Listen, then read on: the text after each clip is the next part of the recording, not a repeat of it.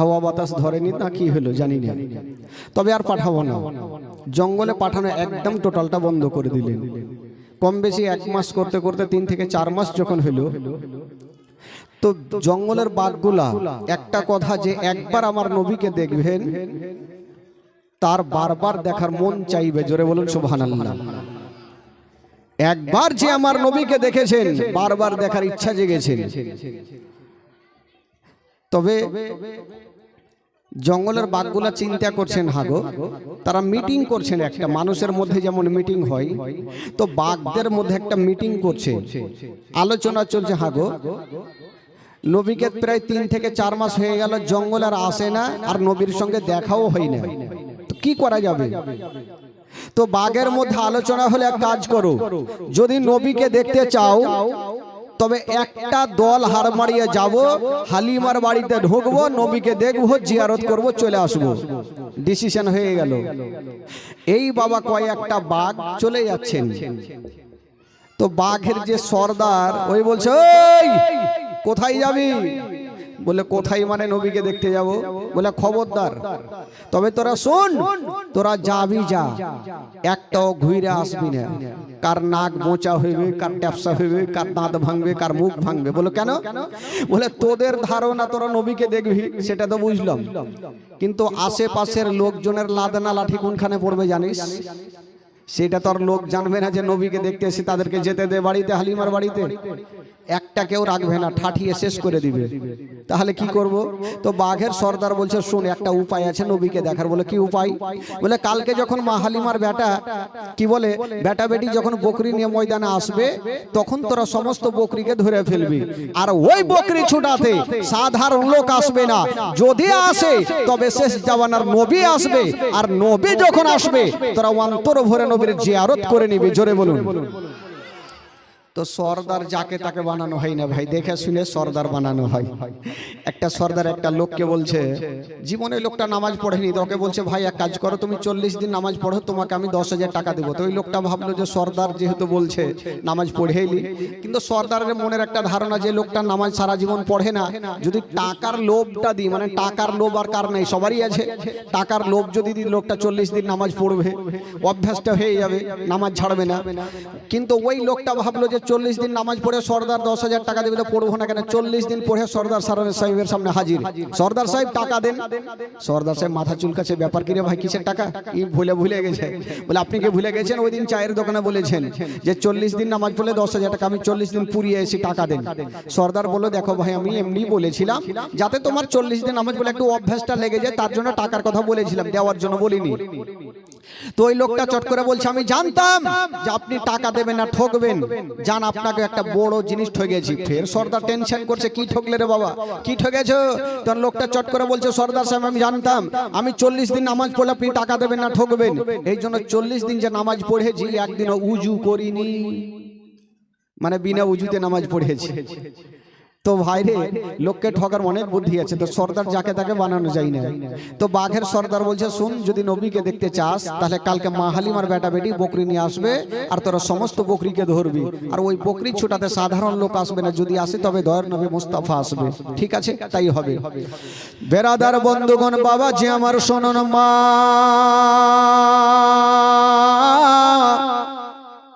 তারপর দিন মা হালিমার বেটা মাসুদ বকরি নিয়ে জঙ্গলে গিয়েছেন। বাবা যেমন জঙ্গলে যেতে নাই, বাঘের সর্দার বলতে লাগলো, ওরে বাঘেরা, ওই যে দাগ দাগা মা হালিমার বেটা বকরি নিয়ে চলে এসেছে, তোরা দেরি করিস না, তাড়াতাড়ি করে যা, আর বড় বড় বকরি গুলাকে তোরা ধরে নিয়ে চলে যা।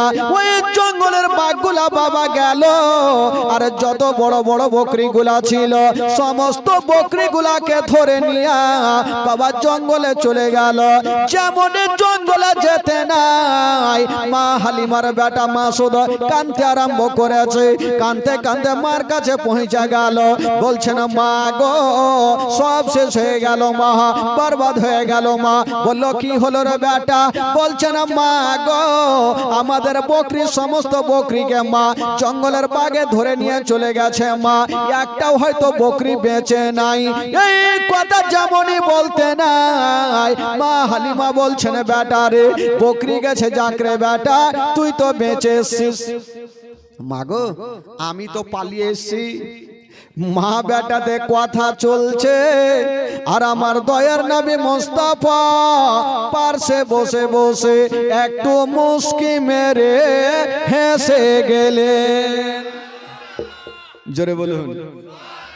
তো মা হালিমার মিজাজ খারাপ হইবে কি হবে না? বকরি ধরেছে আমার, মন মিজাজ ভালো নেই, আর তুই বলছিস, তুই এবার হাসছিস কেন রে বেটা?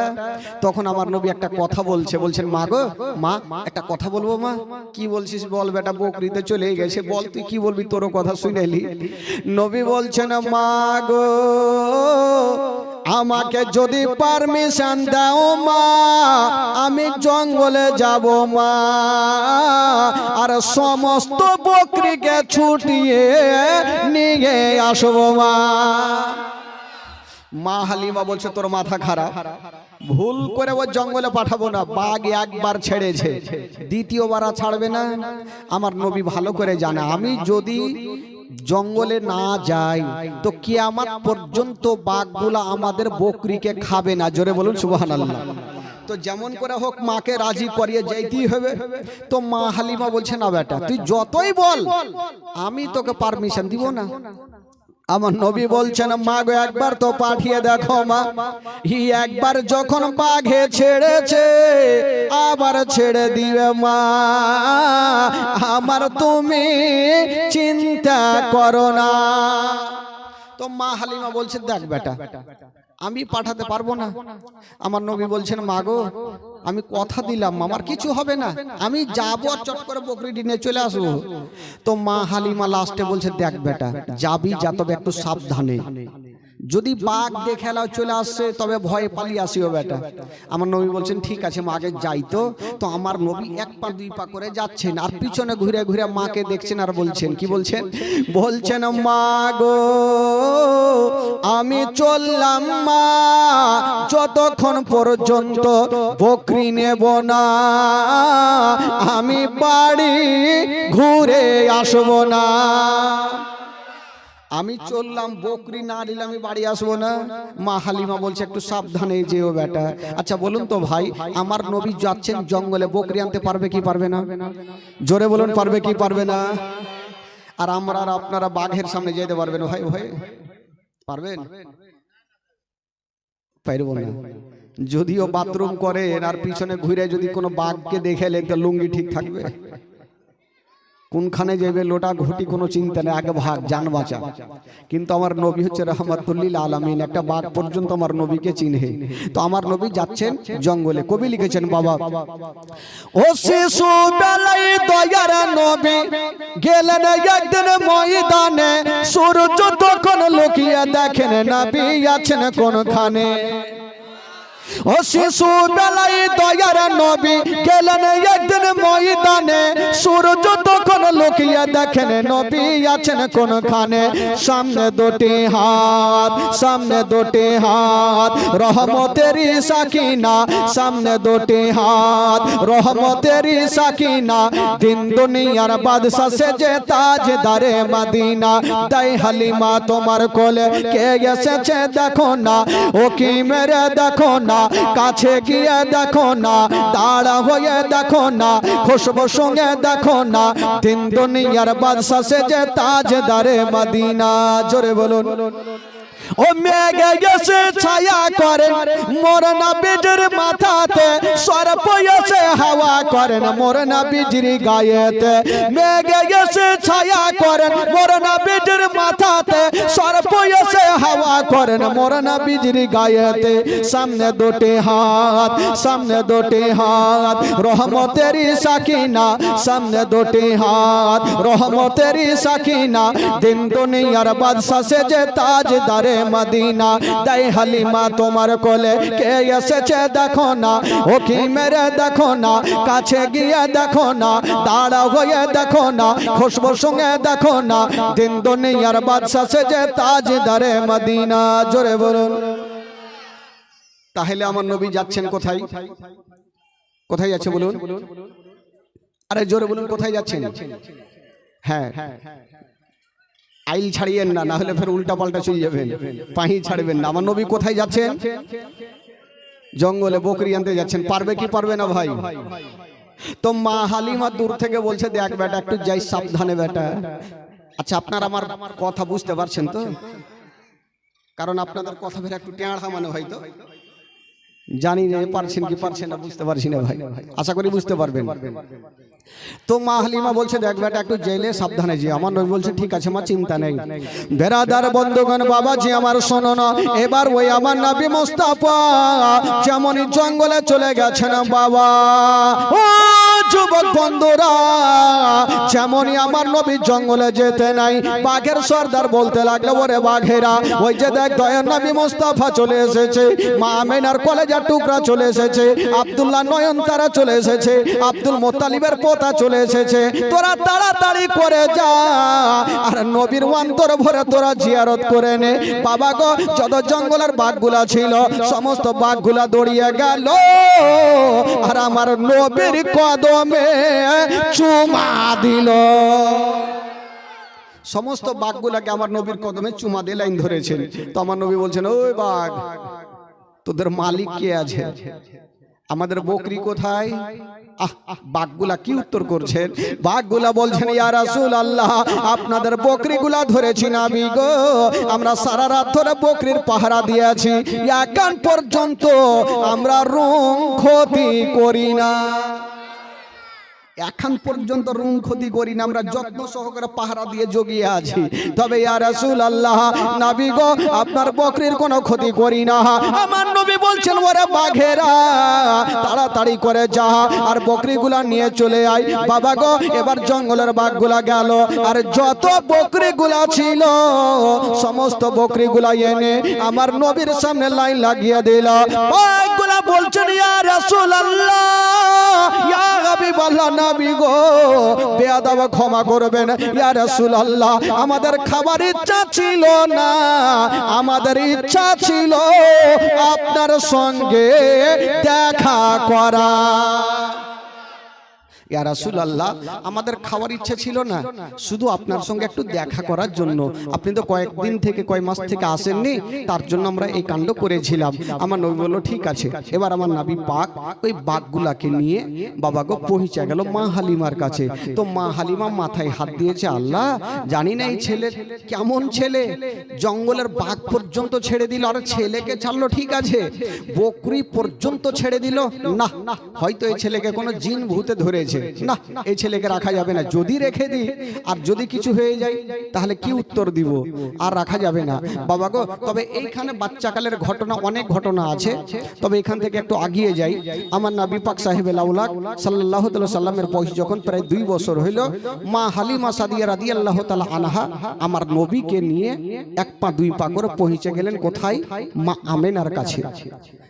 বলছেন, বহিন আমেনা, এই যে তোমার আমানত, তোমার ছেলেকে নিয়ে গিয়েছিলাম, 2 বছর রাখলাম, এবার তোমার কাছে তুমি জমা নাও। মা আমেনাকে আমার নবীকে দিয়ে দিলেন। মা হালিমা চলে আসবেন, হাজার হলো 2 বছর আদর যত্ন করেছেন, দুগ্ধ পান করিয়েছেন, ময়া মমতা তো হবেই। মা হালিমা একদিকে মুখটা ঘুরিয়ে ঝরঝর করে কাঁদছেন, আমার নবীকে ছেড়ে আসতে মন চাই না। কিন্তু কেউ বুঝতে না পারলেও আমার নবীর বুঝতে অসুবিধা হইল না। আমার নবী বলছেন, মা তুমি বাড়ি যাও মা, যদি কোনোদিন মুসিবতে বিপদে পড়ে যাও মা, আমার নামখানা স্মরণ করিও, তোমার সমস্ত বিপদ দূরে হবে মা। মা তুমি যাও, যদি কোনোদিন বিপদে পড়ো তবে তোমার এই বেটার নামখানা মুখে নিও, তোমার সমস্ত বিপদ দূর হবে। তো মা হালিমা সাদিয়া রাদিয়াল্লাহু তাআলা আনহা চলে যাচ্ছেন। তো আব্দুল মুত্তালিব কিছু সামানপত্র এনে মা আমেনার, মা হালিমার সামনে ঢের লাগিয়ে দিয়েছেন। হালিমা বেটি, তুমি বেতনের চিন্তা করছি না, নাও, তোমার যা খুশি তুমি নিয়ে যাও। মা হালিমা বলছেন, আব্বা গো, আমার নেওয়ার দরকার নাই, আমি যা পেয়েছি অনেক পেয়েছি, আর আমার কোন জিনিসের প্রয়োজন নাই।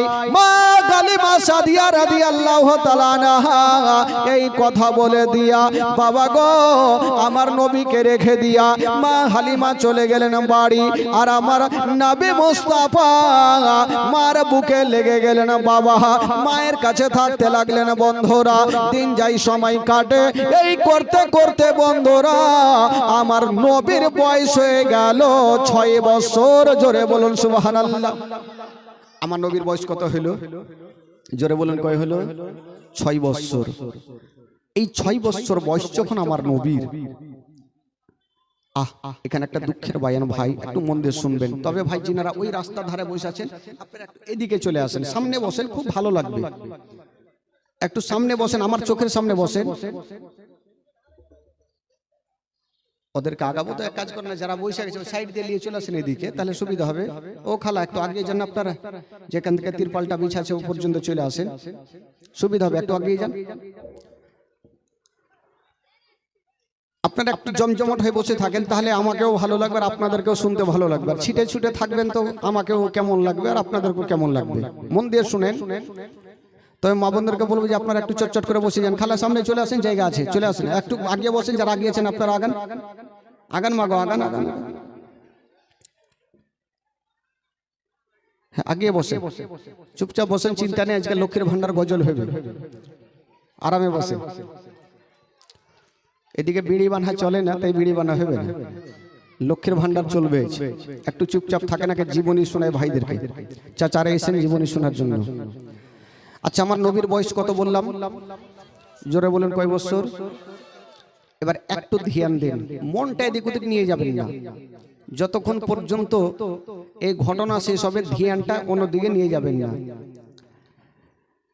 দিল জীবন আর যৌবন দেখে আপনার মজে যা, ভাগবতী মাখা দিয়ে যা সপে দিল জীবন আর যৌবন। কে মাল দৌলত জাগা ছিল চরণে সব সপিয়া দিল। কে মাল দৌলত জাগা ছিল চরণে সব সপিয়া দিল। আপনারে বানাইল আপন আল্লাহর নবী, দয়ার নবী গো। আপনি নবী আমার জীবনের জীবন, দয়ার নবী মায়ার নবী গো। আপনি নবী আমার জীবনের জীবন। দেখিয়া হযরত বেলাল প্রেমেতে হইয়া মাতাল, পাইল মায়ার জ্বালাতন। দেখিয়া হযরত বেলাল প্রেমেতে হইয়া মাতাল, পাইল মায়ার জ্বালাতন। ও দেখে তাহার প্রেম ভক্তি বেলালকে দিলেন মুক্তি। আপনারে বানাইল আপন আল্লাহর নবী, দয়ার নবী গো। আপনি নবী আমার জীবনের জীবন, দয়ার নবী মায়ার নবী গো। আপনি নবী আমার জীবনের জীবন।